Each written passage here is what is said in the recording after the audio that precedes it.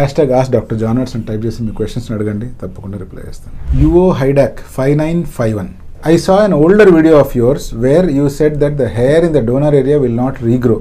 Does this mean that the donor area will be left as an empty patch for people who get HT done? I don't see this in celebrities. Did I misunderstood what you said?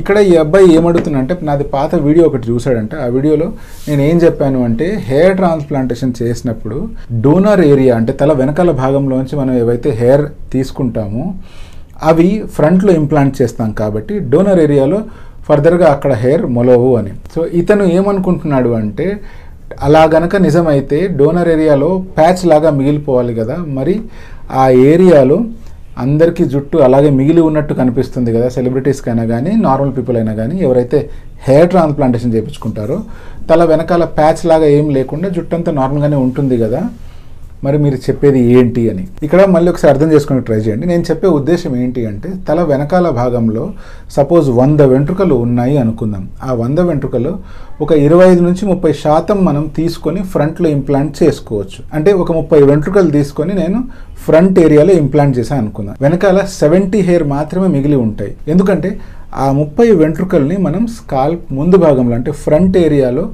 Implant చేసుకుని ఉంటాం, అవి అక్కడ పెరుగుతూ ఉంటాయి కాబట్టి.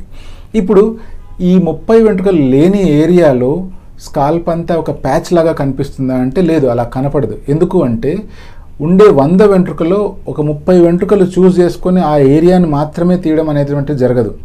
ఏం చేస్తాము అంటే ఉండే 100 వెంట్రుకల్లో కూడా ర్యాండమ్గా 30 వెంట్రుకల్ని పికప్ చేయడం జరుగుతుంది. అలా ఎప్పుడైతే గ్రాఫ్ట్ని ఎక్స్ట్రాక్ట్ చేస్తామో తర్వాత హెయిర్ పెరిగినప్పుడు కూడా ఆ ఏరియాస్ ఎంటీగా కనపడకుండా చుట్టుపక్కల ఉండే హెయిర్ వాటిని ఈజీగా కవర్ చేస్తాయి కాబట్టి ప్యాచ్ లాగాను లేకపోతే అక్కడ తీసినట్లుగా ఆబ్వియస్గా తెలియడం గాను జరగదు. అందుకనే మీరు హెయిర్ ట్రాన్స్ప్లాంటేషన్ చేయించుకున్న వాళ్ళని వాళ్ళ స్కాల్ప్ వెనకాల భాగం చూసినప్పుడు చేసినట్టుగా ఎవిడెన్స్ ఏమీ తెలియదు.